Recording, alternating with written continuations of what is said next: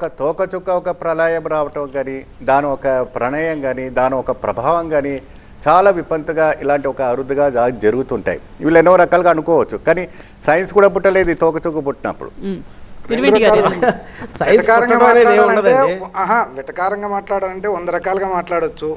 ఎవరికి వాక్చాతుర్యం ఉందంటే వాళ్ళు మాట్లాడతారు. ఇండియా గెలిచిందని చెప్పాను. అదే దాన్నే.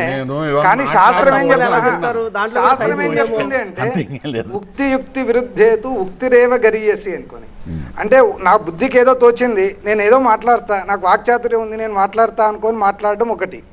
శాస్త్రంలో ఏం చెప్పింది, బృహత్ సంహిత అనే దాన్ని ఇప్పుడు ఉదాహరణకు చెప్తా. ఒక 50 ఏళ్ల క్రితము ఈ విధంగా ఇక్కడ నేను స్టూడియోలో మాట్లాడితే ఎక్కడో మా ఊర్లో కూర్చొని మా అమ్మ ఇంట్లో టీవీలో చూస్తుంది అనుకొని చెప్తే ఎవరు నమ్మలేదు. లేదంటే ఇప్పుడు అమెరికాలో ఉన్న వాళ్ళతో 5 నిమిషాల క్రితం నేను ఫోన్లో మాట్లాడతా అంటే కూడా అందరు పిచ్చోడు అనుకొని చూస్తున్నారు. కానీ ఈరోజు జరుగుతుంది. అసంబద్ధ విషయాల్ని ఒక గ్రంథంలో పెట్టి అది సైన్స్ అని చెప్పడం తప్పు. అది శాస్త్రం అని చెప్పడం తప్పు. సైన్స్ అంటే నిరూపించబడాలి.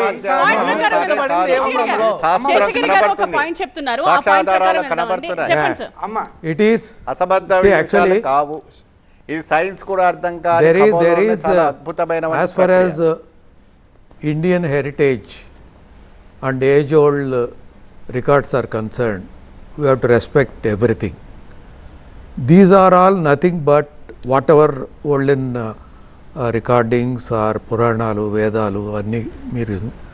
So they have written as per their observations at that time what is good for the society. The way you look at matters, మీరు ఎప్పుడైనా ఉత్సవాలు చేసేప్పుడు కానీ ఇంట్లో శుభకార్యాలు చేసేప్పుడు కానీ పందిళ్ళు వేస్తాం.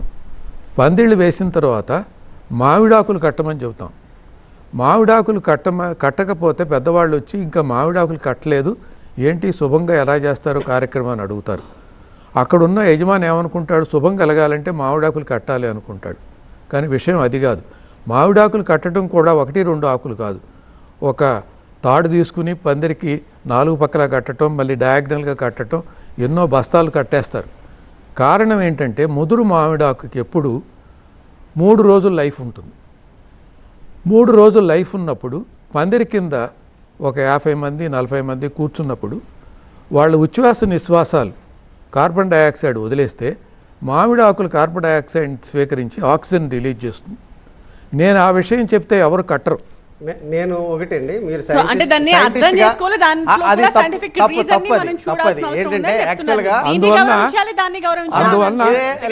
కొన్ని విషయాలు ఆయన చెప్పేది సూడో సైన్స్. ఎందుకంటే మామిడాకులు ఎప్పుడైతే చెట్టు నుంచి కట్ చేస్తారో ఫోటోసింథసిస్ జరగదు. ఫోటోసింథసిస్ జరిగినప్పుడే ఆక్సిజన్ రిలీజ్ అవుతుంది, కానీ కట్ చేసిన తర్వాత ఆక్సిజన్ రిలీజ్ అవ్వడం తప్పు. ఇక్కడ ఇండియన్ కల్చర్ లో ప్రతిదాన్ని మనం గౌరవిస్తూ అర్థం చేసుకోవడానికి ప్రయత్నించాలి అన్నమాట చెప్పారండి. గౌరవించడం అంటే ఇప్పుడు బలివ్వాలి అంటే గౌరవించాలి, సతీసాగమనం చెయ్యాలి గౌరవిస్తామా? ఆడవాళ్ళు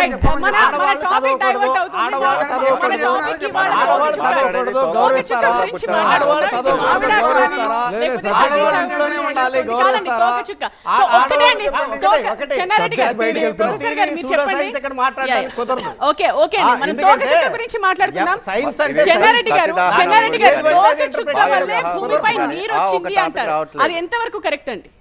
తోకచుక్క వల్లే భూమిపై నీరుంది అని అంటారు, నీరు వచ్చింది అని అంటారు, ఎంతవరకు కరెక్ట్? భూమి పైన నీరు ఉండడము, జీవం పుట్టుకము డిఫరెంట్ థియరీస్ ఉన్నాయండి. అండ్ తోకచుక్కలో దాంట్లో ఇందాక చెప్పుకున్నట్టుగా కర్బన సమ్మేళనాలు, ammonia, carbon dioxide, carbon monoxide, అదేవిధంగా డ్రై ఐస్ ఇలాంటి మెటీరియల్ ఉంటాయి. దానివల్ల భూమి పైన జీవం ఏర్పడడం, అంటే నీరు ఏర్పడము, జీవం ఏర్పడము, అదొక థియరీ ఉంది. సో ఆ రకంగా ఏర్పడింది. అండ్ మనకు కంప్లీట్గా ఇప్పటి వరకు కూడా తెలియదు అదొకటే కరెక్ట్ థియరీ అంటే మనం ఎస్ అనలేదు. వచ్చింది అనేది ఒక హైపోథెసిస్, ఒక థియరీ, ఒక సిద్ధాంతం మాత్రమే. ఇంకా దాంతో పాటు వేరే సిద్ధాంతాలు ఉన్నాయి, అదొక సిద్ధాంతము. అండ్ ఇప్పటి వరకు దాన్ని ఎస్ కరెక్టా లేదా రాంగా అనే చెప్పే ఇలాంటి కాంక్రీట్ ఎవిడెన్సెస్ లేదు. బట్ మనకున్న నాలెడ్జ్ ప్రకారం అలా చెప్పారు. Maybe it is one of the theories. Okay, so Virivinti గారు మీరేమంటారండి? తోకచుక్క వల్ల నీరు ఉందంటారా భూమి మీద? బృహత్ సంహితలో నేను ఇంతకుముందు కూడా మీకు రిఫరెన్స్ ఇచ్చాను. బృహత్ సంహితలో శీతాంశువత్ జలమయాహ అంటే వీటిలో నీళ్లు ఉన్నాయి అనుకొని అదే బృహత్ సంహితలో చెప్పింది. ఇప్పుడు వీళ్ళు చెప్తున్నటువంటి శాస్త్రం ప్రకారం, సైన్స్ ప్రకారంగా ఇప్పుడు ఇంతకుముందు చెన్నారెడ్డి గారు చెప్పారు, ఇవి ఎప్పుడు వస్తాయి ఎప్పుడు వెళ్తాయి అని మన దగ్గరకు వచ్చినప్పుడు మాత్రమే మనం చెప్పవచ్చు. ఇది 20,000 సంవత్సరాల ముందు వెళ్ళిందా లేదా అనేది క్యాలిక్యులేషన్ ద్వారా మనం చెప్పలేము. మన దగ్గరకు వచ్చినప్పుడు మాత్రమే చెప్పగలుగుతాం. అదే విషయాన్ని ఇక్కడ సంస్కృతంలో చెప్పినారు. ఈ సంస్కృతంలో చెప్పిన దాన్ని మాత్రము ఈ అజ్ఞాన వేదిక వాళ్ళకు దీన్ని ఇది సరిపోదు. ఒక హిందూ మతంలో ఏది చెప్పినా వీళ్ళు మాత్రం దాని గురించి చెప్పరు. ఇప్పుడు సైంటిస్టు, ఇస్రో సైంటిస్టు వీళ్ళు చెప్తున్న దాన్ని నేను ఒప్పుకోను. అంటే ఒకటి సైంటిస్ట్ గా చెప్పండి నేను ఒప్పుకుంటా, హిందూ ఆచారంగా చెప్పండి నేను ఒప్పుకోను. మీరు రాసిన దాంట్లో, మీరు చెప్పుకునే దాంట్లో శ్లోకం రూపంలో హీలియోస్ గురించి చెప్తున్నారు. అసలు మీ జ్యోతిష్యం వచ్చిందే అటు గ్రీకు ఆ పదం గ్రీకు పదం, ఆ గ్రీకు పదం శ్లోకాల్లో వచ్చింది. అసలు ఈ సంస్కృతం ఎక్కడి నుంచి వచ్చింది, ఈ జ్యోతిష్యం ఎక్కడి నుంచి వచ్చింది, ఈ వాస్తు ఎక్కడి నుంచి వచ్చింది, దీని ఆధారాలు కూడా గ్రీకే.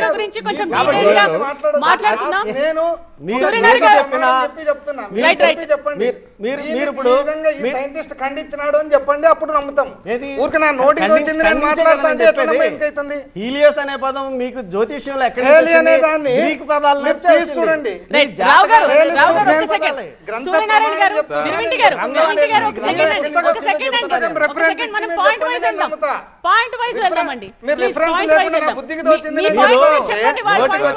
అజ్ఞాన వేదిక ఇలాంటివి మాట్లాడితే కుదరదండి. మీ అజ్ఞానాన్ని బయట పెట్టుకోకూడదు, మీ అజ్ఞానాన్ని బయట పెట్టుకోకూడదు.